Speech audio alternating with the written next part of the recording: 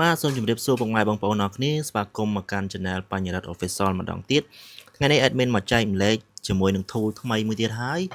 ជារបស់ free ទៀតហើយបាទបងប្អូនចំណេញទៀតហើយបងប្អូនចំណេញខ្លាំងមែនតែម្ដងតោះឥឡូវកុំឲ្យខាតពេលយូរយើងទៅមើល tool នឹងបងប្អូនគ្នាតើវាជា tool អ្វីដែរបាទយើងបើកសិនមក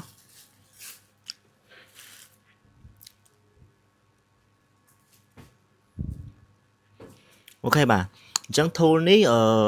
យើងបើកឲ្យធំបានអូខេ tool នេះគឺវាមានសារៈសំខាន់មែនទែនសម្រាប់បងប្អូនដែលគាត់ធ្វើខាង printing ណាដែលគាត់ធ្វើខាងបោះពុម្ពរោងពុម្ពអីចឹងណាបាទហើយកម្មវិធីនេះ tool នេះបើយើងនិយាយទៅ tool ក៏បានកម្មវិធីក៏បានឥឡូវយើងនិយាយថា tool ក៏បានដែរតាហ្នឹងហើយកម្មវិធីនេះគឺយើងបានមកពីគ្រូរបស់ខ្ញុំហ្នឹងហើយដោយសារតែគ្រូគាត់ធ្វើកម្មវិធីនេះឡើងដើម្បីជាជំនួយការដល់ជាពិសេសខាង print ហើយខាងបោះពុម្ពគឺត្រូវតែម្ដងដើម្បីសម្រួលការងារដល់ពួកគាត់ឲ្យពួកគាត់ងាយស្រួលធ្វើជាងមុនបាទអញ្ចឹងបងប្អូនអរគ្នារាល់ដងតែងតែចូលមកដល់យើងបង្កើតกระดาษ A4 មួយឬក៏กระดาษ A3 អីចឹងទៅដើម្បីយើងយករូបមកដាក់ហើយយើងយកមក print ចឹងណាបាទតែនៅក្នុងនេះអត់ពិបាកទេទី1គឺយើងចូលមកដល់គឺយើងមានកន្លែងបញ្ចូលរូបភាពនេះយើងបញ្ចូលរូបភាពសិនមកចាំយើងនិយាយបន្តទៀតឥឡូវខ្ញុំសូមដាក់រូបខ្ញុំតែម្ដងទៅបាទអានេះយើងឧទាហរណ៍ថាយើងមានរូប 4x6 ឬក៏ 3x4 យើងចង់ print នៅក្នុងស្លឹក A4 តើវាបានប្រមាណរូបដែរអញ្ចឹងណាអញ្ចឹងសរុបទាំងអស់គឺយើងមើលខាងនេះសរុបទាំងអស់គឺវាមាន36រូបឥឡូវដោយសារតែផ្ទៃខាងក្រោយនេះគឺជាផ្ទៃសពិបាកមើលពេកខ្ញុំមិនសូវចូលចិត្តទេផ្ទៃសវារៀងចាំងភ្នែកអញ្ចឹងណាបាទឥឡូវយើងអាចដូរកន្លែងនេះបានយើងដាក់ផ្ទៃពណ៌ងងឹតនេះមកបាទអញ្ចឹងមកដល់កន្លែងនេះហើយយើងដាក់រូបភាពយើងចូលរួចរាល់ហើយយើងមកមើលបន្តទៀតយើងមើលខាងឆ្វេងអស់សិនចាំយើងមកមើលខាងស្ដាំវិញអញ្ចឹងយើងមកមើលបន្តទៀតរូបភាពរបស់យើងគឺទំហំនេះ640 x 640ប៉ុន្តែរូបជាក់ស្ដែងនៅក្នុងនេះណាយើងកាត់មកដល់ទំហំកាត3x 4អញ្ចឹងណាតែទំហំរូបភាពយើងជាក់ស្ដែងគឺទំហំ640 x 640គឺទំហំការ៉េបាទឥឡូវយើងចូលមកដល់ចំណុចទី2គឺទំហំក្រដាស paper setting អញ្ចឹងទំហំក្រដាសនេះគឺជាទំហំទាំងមូលតែម្ដងអញ្ចឹងយើងយកទំហំ A4 ក៏បាន A3 ក៏បាន A5 ក៏បានឬក៏យើងកំណត់ខ្លួនឯងក៏បានដែរយើងកំណត់ទៅនេះខាងក្រោមនេះគឺគេឲ្យមានប្រាប់យើងណាគិតជាមីលីម៉ែត្រអញ្ចឹងយើងដាក់មកណាប្រហែលមីលីម៉ែត្រស្មើនឹងប្រហែលសង់ទីម៉ែត្រស្មើនឹងប្រហែលម៉ែត្រអីចឹងទៅយើងអាចសេរីលើនឹងបានតែខ្ញុំសុំយក A4 ទៅបាទយើងគិតជាទូទៅយើងដាក់ A4 ហើយយើងបងប្អូនអាចជ្រើសរើសជាប្រភេទទទឹងក៏បានបណ្ដោយក៏បានហើយយើងដាក់ទទឹងទៅដើម្បីងាយស្រួលមើលហើយដល់ពេលដែល print ចេញមកក៏វាបានទទឹងចឹងដែរបងប្អូនហើយសម្រាប់ទំហំរូបភាពរបស់យើងនេះយើងចង់បានទំហំកាត 3x4 ក៏បាន4x6 ក៏បាន 2x3 5x5 ក៏បាននេះ 5x5 នេះជាប្រភេទលិខិតឆ្លងដែនគឺគាត់ដាក់ច្បាស់នៅលើនឹងតែម្ដងបាទឥឡូវយើងយក5x5 ទៅជាប្រភេទរូបថតលិខិតឆ្លងដែនហើយកន្លែងនេះបងប្អូនក៏អាច custom ខ្លួនឯងបានដែរឧទាហរណ៍ថារូបភាពបងប្អូនហ្នឹងបងប្អូនអត់ចង់ជា print ជារូបថតអីទេបងប្អូនចង់ print ជា sticker ផ្សេងបងប្អូនអាច custom លើនឹងបានអញ្ចឹងបងប្អូនអាចចុចកន្លែង custom កំណត់ខ្លួនឯងនេះមកហើយដូរកន្លែងនេះទៀតទៅយើងចង់ដាក់ប្រមាណរូបភាពរបស់យើងនឹងចង់ឲ្យបាន10x នឹង20អីចឹងទៅឧទាហរណ៍ណាបាទអញ្ចឹងខ្ញុំសុខចិត្តយក5x5 នេះមកព្រោះអីរូបខ្ញុំការ៉េស្រាប់អញ្ចឹងបាទអញ្ចឹងបន្ទាប់ពីបញ្ចប់ខាងហ្នឹងរួចរាល់អស់ហើយបាទអូកន្លែងនេះមួយទៀតបាទយើងមិនបបល់ទេមកដល់ខាងនេះម្ដង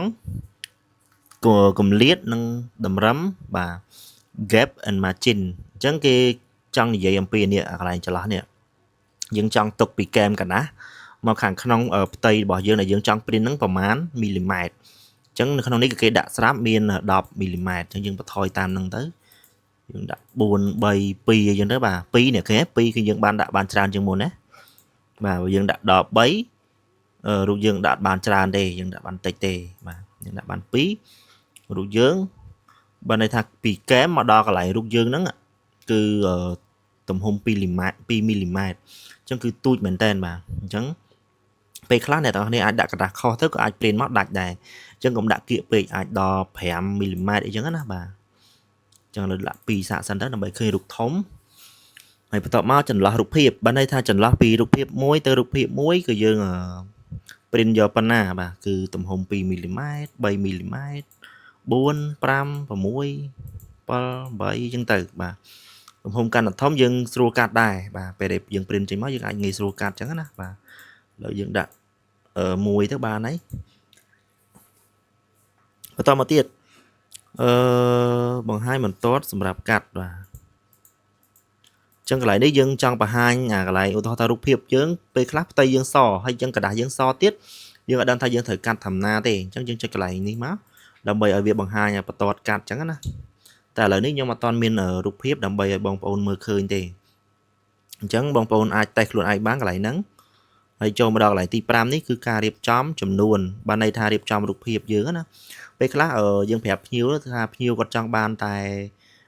ថា6សន្លឹកចោះអញ្ចឹងយើងរៀបមកយើងបាន20រូបណា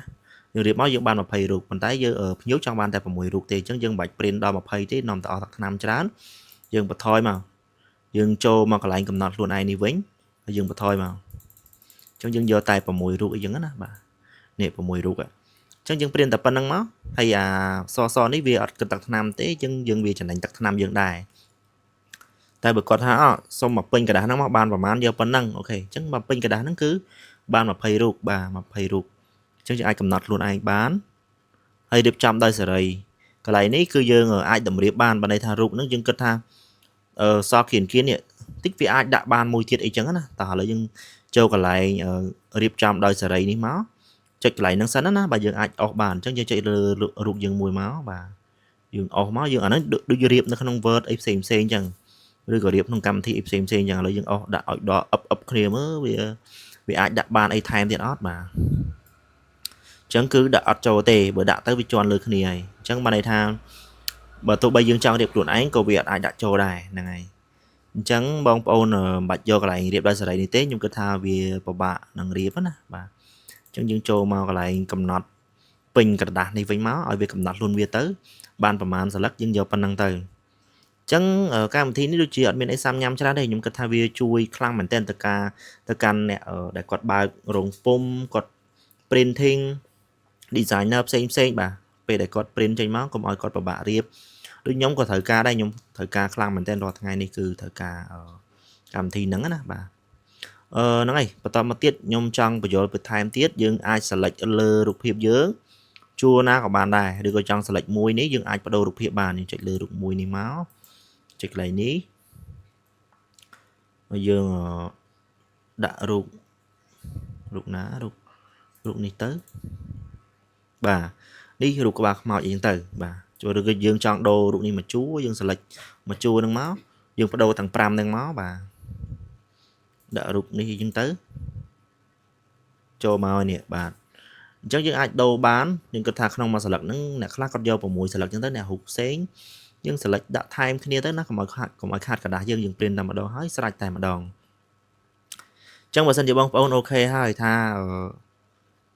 ទំហំនេះហើយរូបភាពហ្នឹងយើងបានកំណត់ត្រឹមត្រូវហើយយើងអាច save វាជា PDF បានឬក៏យើងចុច print តែម្ដងក៏បានដែរបាទយើងចុច print តែម្ដងគឺវាទៅតែម្ដងទៅកន្លែង print ណាតែខ្ញុំគិតថាឲ្យបងប្អូន save ជា PDF សិនមកដើម្បីងាយស្រួលយើងទៅកំណត់ការ print នៅក្នុង PDF ទៀតអញ្ចឹងយើងចុចមកយើង save ទៅដាក់កន្លែងណាអីកន្លែងនេះអញ្ចឹងណាបងប្អូនបាទអញ្ចឹងកម្មវិធីមួយនេះខ្ញុំគិតថាវាមានប្រយោជន៍វាជាជំនួយល្អមែនទែនសម្រាប់អ្នកបោះពុម្ពជាងថតអ្នកកែរូបអ្នកអីចឹងណាបាទល្អខ្លាំងមែនតើហើយបើសិនជាបងប្អូនគិតថាវីដេអូមួយនេះមានប្រយោជន៍មានចំណេះដឹងល្អសម្រាប់បងប្អូនឬក៏បងប្អូនមានចម្ងល់អីបន្ថែមអាចចូល comment ខាងក្រោមដើម្បីខ្ញុំនឹង reply comment បងប្អូននៅវីដេអូក្រោយហើយបើសិនជាបងប្អូនចង់បានជាមួយនឹង tool នេះ free ខ្ញុំនឹងតម្លាក់ជូនបងប្អូននៅក្នុង comment ហើយបងប្អូនគ្រាន់តែ comment មកខ្ញុំតម្លាក់ link ជូនបងប្អូនដើម្បី download ហើយកម្មវិធីនេះដូចជាអត់ស៊ីធំទេទំហំវាដូចជា5 6មេអីទេបាទហ្នឹងហើយអញ្ចឹងអរគុណមែនទែនអ្នកនរគ្នាពីបញ្ញរិទ្ធ Official នឹងជួបគ្នានៅវីដេអូក្រោយបាទបើពេញចិត្តវីដេអូមួយនេះកុំភ្លេចចុច like share subscribe និងដាក់សញ្ញាកណ្ដឹងមួយផងបាទអរគុណបាយបាយ